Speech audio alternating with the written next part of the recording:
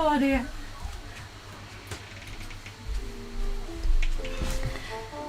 Sorry, folks. Got a little sidetracked. I was talking to my mum. Happy Sunday! Woo! Hi! I was talking to my mum. Me and my mum have this sort of relationship like where we're on the phone, we just end up talking just trash for ages, and like I suddenly realised I was like, oh my god, it's 1 minute too.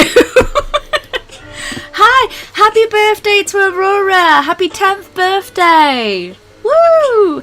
Hello everyone, welcome to the stream. Razor Dolly, you have arrived, my beautiful princess. Princess in the gender neutral term, because princess just means you are beautiful. Hi, hello 1C1, hello December 24, hello Mel the Snow, hello Mariah Spain, happy birthday to Aurora, hello Europa the Pirate Twin, Ray Spun, Liliana, oh my gosh, there are so many of you here today. Hi. Apologies. Yes, I was just on the phone chatting to my mum, because we just chat for ages, and it's been a while and we were catching up, so that's why I'm a little bit late and a little bit chaotic madness today, as you can probably tell. This is my stream snack, homemade onion rings. Yes, this is my dinner, do not judge. Princesses, my princes, my lieges, my royalty. I just combusted. Combustion! Yay! I'm in comfy clothes today. I have my beautiful Caduceus shirt on, you know, because Caduceus is life, and leggings, because I'm chunky. There are only 12. It doesn't matter, there's 12 beautiful people here. So many names I recognize. Yes. Do you remember how I said I had really low energy? That's gone out the window. I have far too much energy right now. Okay, if you're wondering what we are doing today, so last week we worked on designing the little cute critter, which we had some really fun ideas for, and I'm very, very excited to like play around with that and have a fun time with that. And the next thing we need to design is Layla. Layla is a summer witch. And she is the companion to our beautiful dragon creature, which, if you remember from last week's, this was the design. And the design we ended up going with at the end is the bottom left design, so I need to work on that and go from there, which is fantastic. I've really enjoyed designing that character, and so I need to design a companion to them. Who fed me sugar? No one fed me sugar. It's 7-Eleven day. Oh my gosh. Oh yes, I forgot, like, it's a lot of people who do like American like thing. It is 7-Eleven day. Quick, everyone go to 7-Eleven. Who fed me sugar? No sugar. I've had a lot of water. I had some medication, so it might be my medication actually. I do have sugar near me, so if I ever do crash, we have a sugar like top up. I think it's just because I had like a really good conversation with my mum and I had medication. Remember, kids, drink water and take your meds if you need them. Remember, yes. So the design for Layla, I've already decided she's going to be much shorter. We're thinking more halfling stature. I wanted her to have a bigger nose and a curvier body. So this is some of the rough concepts I've come up with so far. I'm so far really leaning towards the one at the end because it's given me like a motherly sort of style. Yes, she will have her witch hat. And I'm thinking more because she's a summer witch and she has like this big beefy creature and like she climbs a lot. I'm thinking like of giving her like, instead of like a typical like summer dress outfit, to more give her like, I don't know, leggings, and I want her to have like a sunburnt face. So my notes for designing Layla. So this is, let's say we got our little designing Layla. Okay, so the things that we need to remember when designing Layla, particularly as a character, is that I wanted her to be curvy. I wanted her to be a more curvy style character. And I also was basing her on like a halfling, which in D&D tends to be like this very short character. So she's short, and she looks very friendly. Hello Shelby, welcome to the stream. Oh my gosh, there's 21 of you at the moment. Hi, welcome. I wanted Layla to have like a bigger nose, which sounds really interesting when I'm talking about like design concepts, but like when we're looking at the other characters, they have very similar body types. Lavender is very tall and skinny. She has a very slim body frame, whereas Marie is a lot shorter and she has like a slightly curvier body frame. And Ember is sort of like very tall, but she's like has like muscles. And the same is with Freya. I really wanted to have a bigger contrast when it came to designing a new character to add to the roster. This is just so that we have more of a better dynamic when it comes to character design. Oh, I love that. I love that idea. She needs a strap on her hat so it doesn't fall off. Love that. Love that. I was also thinking that she's sunburnt as well. So maybe like she's that mid-tone bit between like a peachy and a tan tone. Because like I imagine if she's like very peachy, she would have quite warm looks on her like facial expressions here. Because I love the idea of like she's constantly out in the sun, she's constantly working, and building her more like she's more of a practical character. Yes, she's like a working mum. Yeah, she's like a very practical character. She's more practical. She wants function over beauty. Because I was like, oh, like thinking of sunburnt freckles. Yes. Oh my god, my sorry if my writing, you can't read it. I write very loopy. Yeah, freckles definitely. If she's like a more peachy skin tone, like very warm tones, if we're thinking of like a palette and thinking of summers, we're gonna want get this girl some sun cream. Your stream is up at the right time. It's really nice to bake. Oh my gosh, that's really... Thank you. I really hope you shared baked goods, because I like goods. It's one of the reasons why I can never be skinny. I like baked goods too much. I love like eating pastries. She'll hurt herself, yeah. Imagine like she's one of those that she'll like be working so much that sometimes she'll forget to like have sun cream and like, oh. So I imagine like... yeah, obviously... Good healthy sun care routine. We do need to make sure that she has a healthy sun care routine. Yeah, so the reason why, because when I was looking through and I was doing some rough designs for Layla, I know already that she's going to be much shorter. I want her to have more practicality over function. So the middle design was like, okay, so what if she was more that flowy girly girl sort of style? And if I'm honest, I like aspects of the design, like the slightly upturned ears, but it just doesn't fit the character when I think about it. She rides a giant like armadillo dragon. Why would she wear like flowy outfits? It doesn't make sense for like that sort of aesthetic. And feeling very inspired by the outfits in Skyward Sword, if you've seen it. Just last week I was wondering what the portions of a halfling are. Yeah, so like if you're ever looking at drawing like a halfling style character, there's two types. There's a light foot and there is the heavier style. So if you're ever drawing that, cancel, let's just get a nice new layer up. So you've got your head like this, and then you've got your neck, and then it's almost like chibi proportions, kind of. You're looking at the proportion already.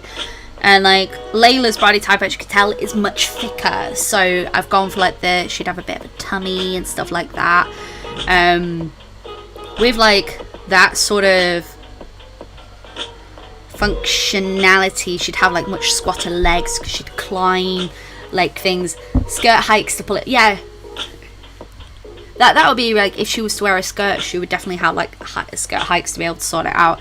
For halflings, I tend to think like chibi proportions, you know, when you're drawing like the chibi style, but you're more thinking like human-esque. So like, that's the way I would draw like a halfling. This is a thicker style halfling, so this is like the body type that I would go for. So live action Belle, yeah. So like, you know, when she has like those skirt hikes. And since she's a thicker character, I thought it'd be like really good to sort of take our time and thinking about those body proportions, because she is a shorter character as well. So like, she'd only be like 4 foot. She at her tallest, let's say, should be between 3 to 4 foot tall. Huh?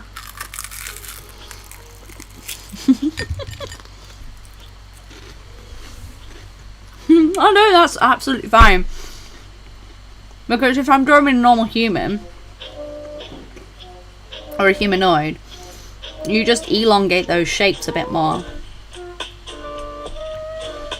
And essentially, when you're thinking of like a shorter character, you're taking those proportions and you are shortening them.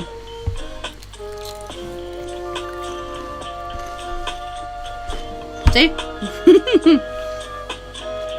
I have a mouthful of onion ring and I don't regret it.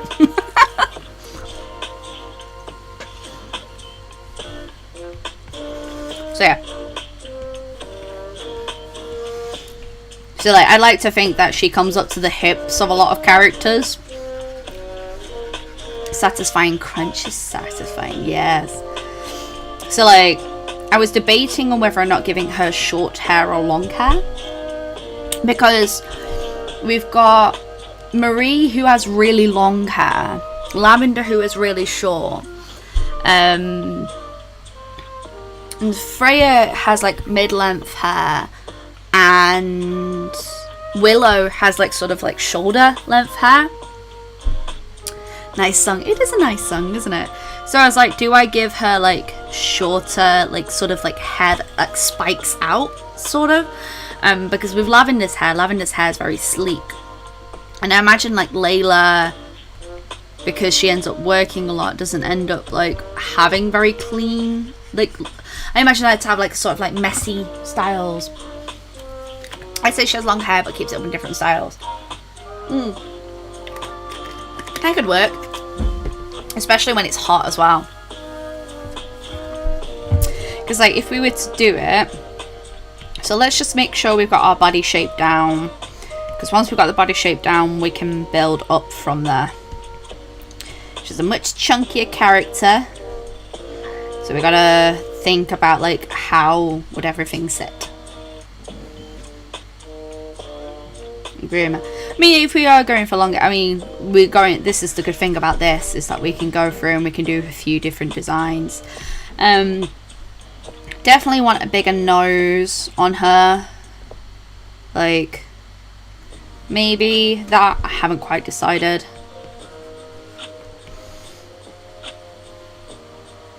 And then halfling is, the way I like to draw halfling is, I'll show you. So there's a few ways that you can do it, but let's say this is your normal ear that's here. I like to bring it out and then I like to droop it slightly like this, so it's not quite like an elfin ear. Short hair makes sense because, I mean, we can do several designs. This is the good thing, is that we can practice with designs and it makes it fun. Because I was torn between short or long, because like, if you look at some of the pre-designs that I've done here, I've done one with the shorter hair so that she has like that sort of like friendly aesthetic, and I also did one with the longer hair I feel like in the one in the far left, she gives more of a mum vibe, whereas the one on the far right, the one on the far left, she gives a more sporty kind. So that's the sort of like design concept I've been thinking about with her. That looks so cute. Thank you. And could get away with a cosplay of Layla. Well, I wanted to, this is the thing, I'm very aware, like, with my character designs that I need to branch out a bit more, and I feel like we've got some younger characters, so maybe we need to introduce, like, a slightly older character within the mix, because Marie and Lavender, they're 17, Freya is 18 and Willow is 20, so if we introduce an older character into the mix, we can start having a nice age range of characters as well, because you do need someone that's sort of more of a motherly figure in that, because I do want to branch out the entirety of the Plant Witch characters, and I feel like it's about time that we do have a slightly older character in the mix. Crunch.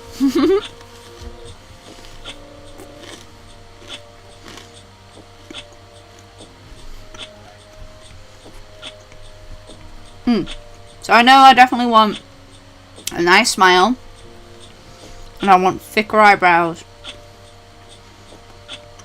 Because thick eyebrows are like a big thing for me. Layla could be 32, 36. Yeah. And like, I'm like trying to think of like, I want her to have that sort of like older vibe to her. Layla is 29 and has been for 3 years now. I don't understand what all you kids do. It sounds like an awful lot of work for me. So yeah, like, with her facial features entirely, I was thinking like, because we're going for a slightly older character and a slightly rounder character as well, I want to give her like a more squarer face, especially around here. I have quite a round face, you know, one because I'm chunky, but like there's like certain features that you can give that can make a person seem like stupidly friendly, and like a lot of the time it tends to be rounder faces tend to echo more friendliness. This is all down to shapes, and shapes are really fun when it comes to character design. Now, I don't push the shape boundary too much, and there are some like fantastic examples out there. But you know, we could like totally work in more short curvy mum character. It's me. Let's give her some like nice like friendly eyes. Like just. So right now we're just going through the design process. Like, we're just designing the character and like having a play around with like concepts, because it'd be fun to like have lots of different concepts to be able to look back through and go, okay, this is what we can do. Sunflowers. Yeah, we can incorporate sunflowers into a design.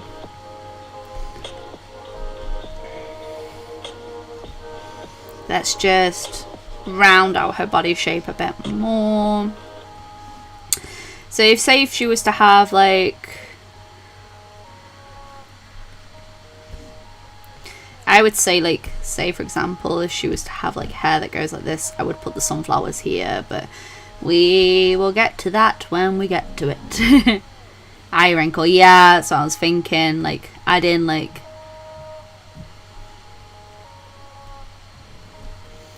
maybe like that. I don't know if it fits your ideas for it to like a sun hat. Yeah, so like I was thinking like instead of an actual like proper witch hat, she would have a straw hat. I have a really good example. Let me go and grab it.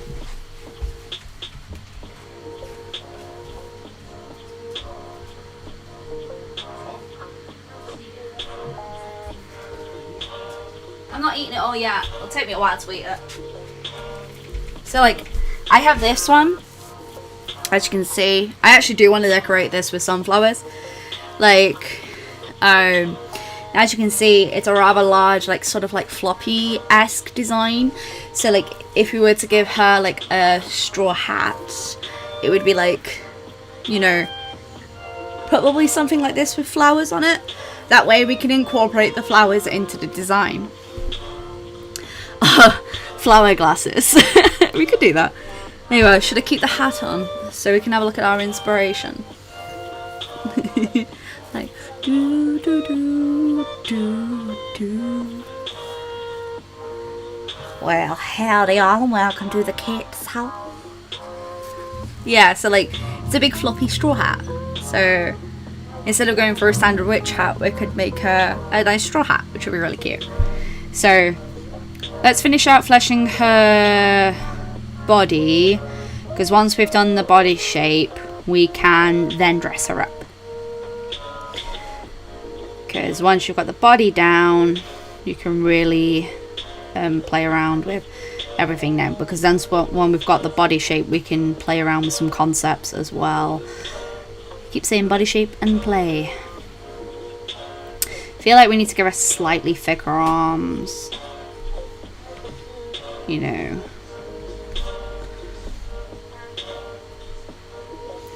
We're just doing some rough line work.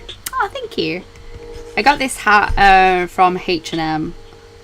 I really wanted to go to Primark and get it, but Primark's we have a small Primark where I live, and it's not the biggest, but because everyone is shopping at the moment, the queue was all the way around the shop, and I have a lot of social anxiety at the moment about crowds. I've always had a bit of an anxiety about crowds, and with everything current climate, decided that's a no.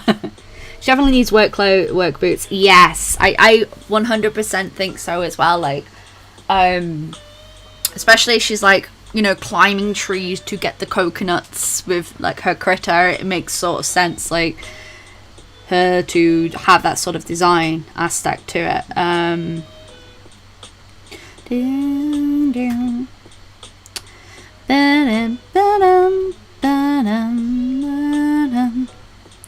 Because I feel like once you've got the design down, that's when you can really play around with like all the designs and stuff, like as in like her day outfit, her work outfit. And this is all for the Patreons, by the way, if anyone is wondering. The Patreon print for the end of the month will be Layla and the armadillo, which I believe we decided its name was Pitta.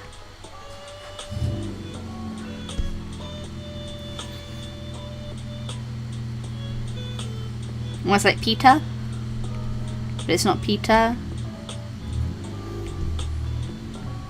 Gotta protect the hands and feet, yeah. So like, I like the idea like she has a bit of sunburn like here. My dad was an arborist. I have those boots and tree gear. Oh, yes. So like, she has freckles, like 100% definitely has freckles. Probably would be like the most freckled character we have in the Plant Witch roster.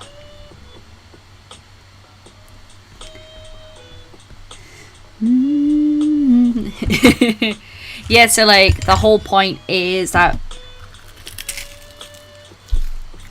during the streams, you guys are helping me with the design aspect. And then Patreons get like all the stuff, the character design sheets and stuff like that.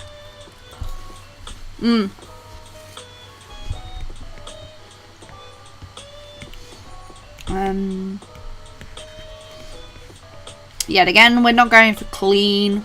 We're just roughing out our concepts. So I think I see a lot when I see like concept designs is you always see like the finished concept design. You don't see like all the sketching and the lead up to it. I feel like she needs to be thicker still, so we're gonna bring out that curve line a little bit more. I mean, she'd probably have a bit of a tummy, let's be honest. Belly button.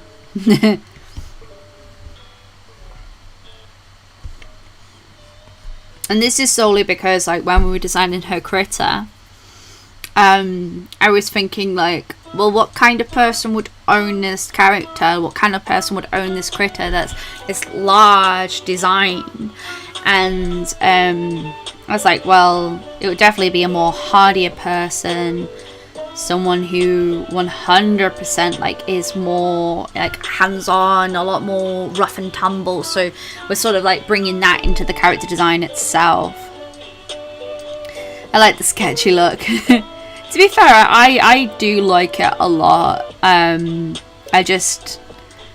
also really like clean concepts as well.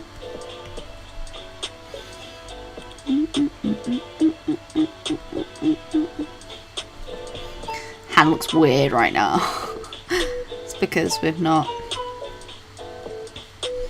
Do do do do do do do do do do do. Don't you? But Sophie will do the colours.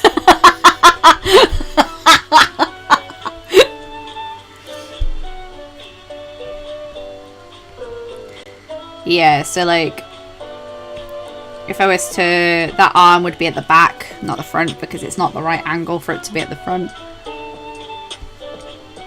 And this is just our base, so then we can dress up our character, so to speak. So we're just gonna remove all the other sketch lines that are around, clean up that base a little bit more. Layla is the heart of the lion, strong in front of the enemies, is very friendly and help. I can imagine as well, like, oh, guess what, guys? Hi, hello, it's my own little critter. Hey, you going down? All right. Just realised there's no room on the table.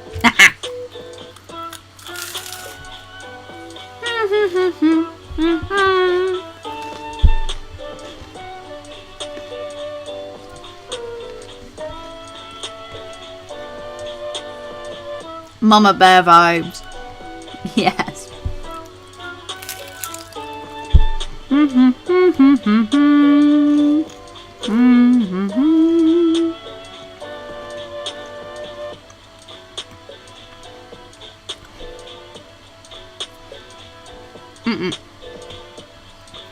That's the way. Okay.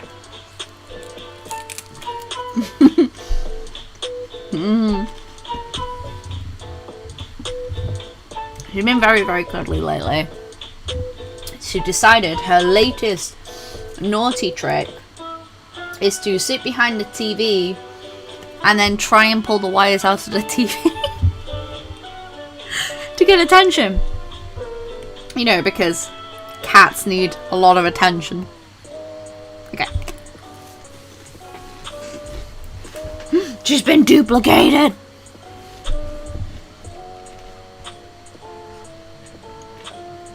Okay. This is just so then we've got our rough concept down. And we can do one with long hair and one with short hair. Okay. So. Let's just. Duplication. Right. Okay. So I'm definitely thinking. We're definitely thinking like sun hat. It sounded like it could end badly. Oh yes, 100%. She keeps. It's because she used to be able to climb behind the TV and then jump up top of the TV, but because we got a new one, she hasn't bothered with it until like literally like the last few days, and we're like, oh why? I'm actually gonna put this on the new layer. Yeah, she could get hurt. And that's why we have to keep on trying to stop her. Mental images of the TV being served as Bella crushes. Yeah, pretty much. Obviously, we don't encourage her to do it. We try and get her out as quick as we can. Normal tricks aren't working. She only comes out for dreamies. And I don't want to enforce that as like a bad, like sort of like ruling.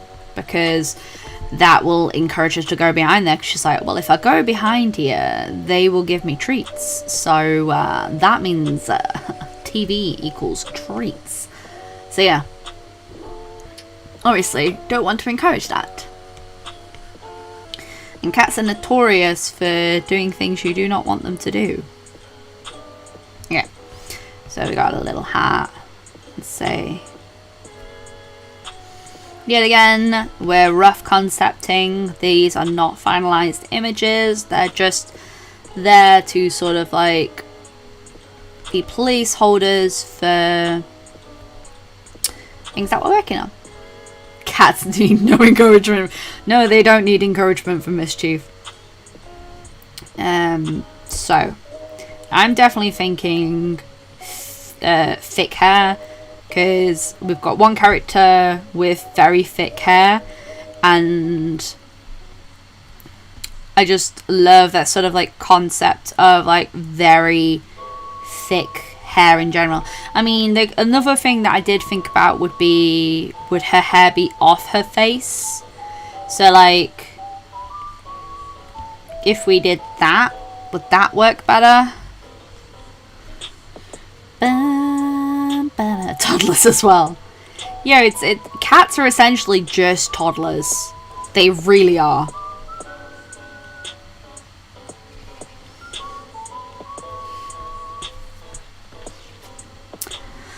Bum, ba-dum, bum, ba-dum, ba-dum, bum, bum, bum, bum.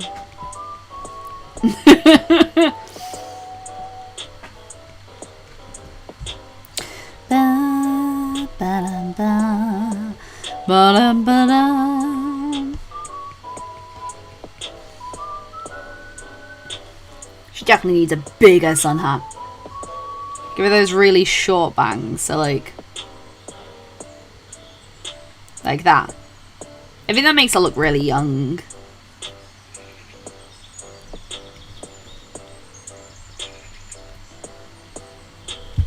We've got a few ways we can test this concept. So hairpins, yes. So like, okay, say she's got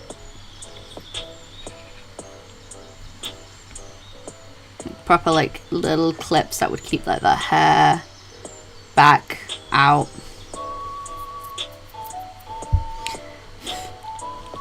That hat needs to be bigger.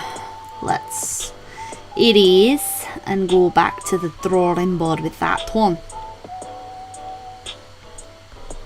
because definitely like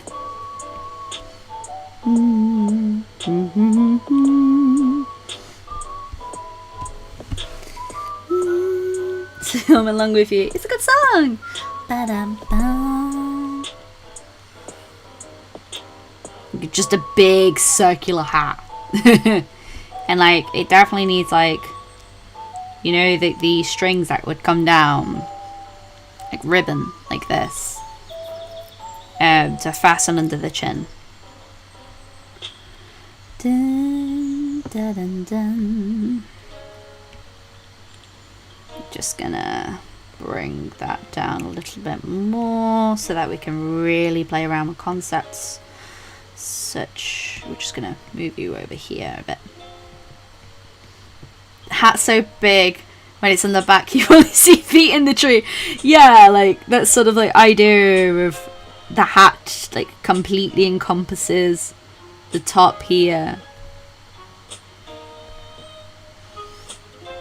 You know, I want to add just a giant hat. Just a giant hat. It would be so cute. Obviously, she's absolutely covered in freckles. So, let's try her with some dungarees. Because we can try another concept with this, like, big hat in a bit.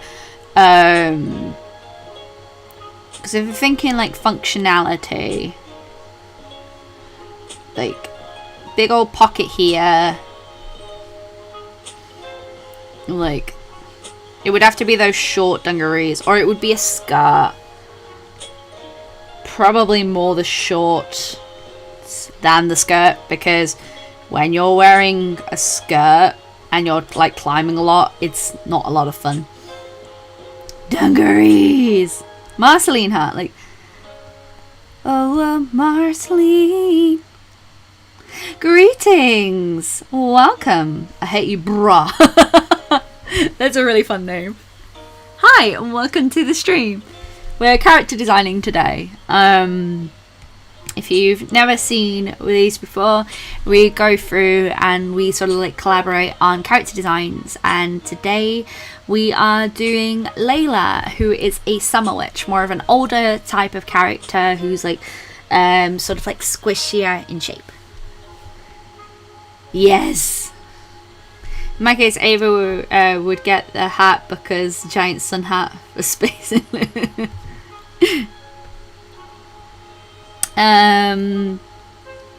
Just thinking, like, if they're wearing a shirt underneath, it would be very much like one of the style shirts, because you want that sort of like design aspect. Hello, IXA20 Ishan Batwell. Hello. Yeah, the biker shirt's like with patterns underneath, like. So like I said, we can go through and we can do a few like different concepts. Don't go too far in Arbish, you need long pants to protect from cuts. Well, we've also got this is the thing as well, she works on a beach. Like, she owns like her own shop, which has which is like a drink shop. So we have to like sort of think about like, is it a practical sense, but also for a design aesthetic sense, because she's also working on the beach, so it has to be an outfit that would be comfortable for the beach and comfortable for working in a hot environment. So like, that's rough design one. I would say let's just square out that pocket a little bit more, like so. It would have like the sunflower motive on it, or we could have like a giant sunflower here. Pina coladas, I'm getting caught in the rain. You might be making love at midnight. I can hear a Bella. What do you think you're doing? I'm coming for you, I'm coming for you, I'm coming for you. Stop digging up my god. What are you doing? Someone wants in on everything.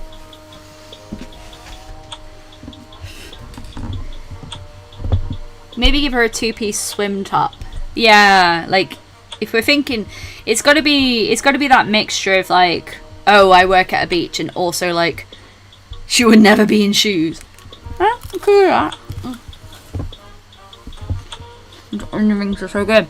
I've still got a load left. Shark Week. Oh my god. Draw a shark character. I've done a few of those.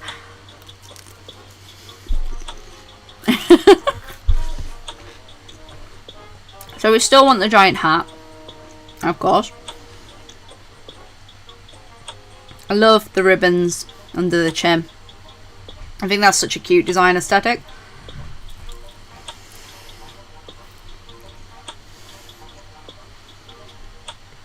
Okay then, we can do it where she doesn't have to wear shoes.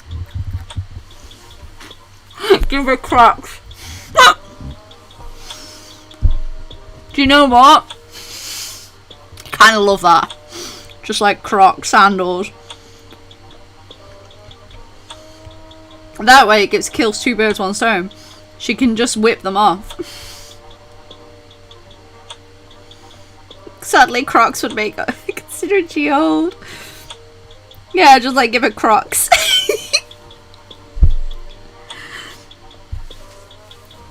I mean, and if she's wearing Crocs as well, she could like just take them off anytime she needs them.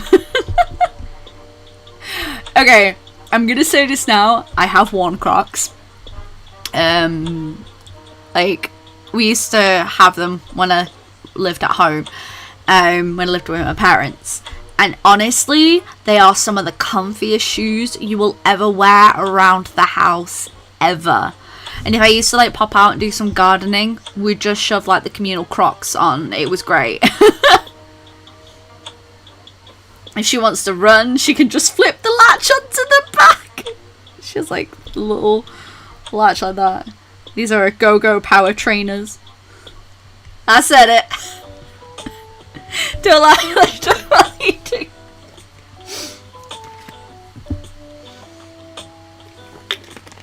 If I thought of doing an underwater part, yes, I have thought about that. There's a few design things that I've gone through where I'm like, I really want to do this at some point, but it takes time. Hello, all 32 of you. Oh my gosh. I just need to draw croc feet. Yes. Crocs. Yeah, like if you ever like need a pair of shoes that are super comfy for like doing everything, Crocs are where it's at, man. I'm telling you now. Like, I debated getting myself a pair for like when I'm working, when I'm standing and working at my desk, because they're so comfortable to wear. San could get in the Crocs. I think everything could get in Crocs, let's be honest. I think San gets in everything. Whether or not you're wearing sandals or flip-flops. The latch in the back is putting the Crocs in four-wheel drive. Okay.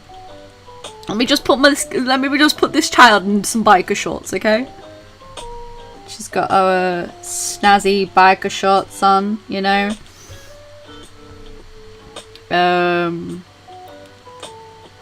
Oh, his takes. Sounds fun. Yeah, Crocs. He works in a shop, so should be fine. A mental image of it. Whacking trees for coconuts. Trying to think of like the hardest part, if I'm honest, is coming up with like the top half stuff, because like the bottom half stuff is really easy. It's always the top half stuff that I struggle with. Because what I've been doing is I've been doing like, so it has like this wrap around the front of it.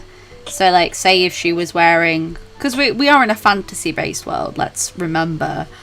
So I've been trying to do it so like it has like some practicality sense around it as well. So say she's got like a midsection holding here, and like this is all. She needs a machete. She would do, yeah. So, flower print biker shorts. Okay, so like those like hippie style like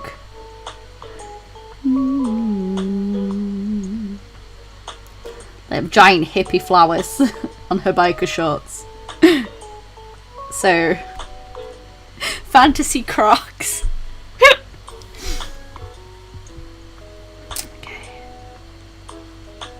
So then she has like her belt that goes around her. Yeah, that's what I was thinking, like if she has like a belt that goes around, because in the other designs that I've done, I'll show you, I've sort of like got this like sort of belt that goes around. It's sort of like, do you know in kimonos you have the obi that goes round and like it utilizes and tightens the outfit together. I was thinking that maybe she puts like tools in there and it could utilize itself as like a tool belt, sort of.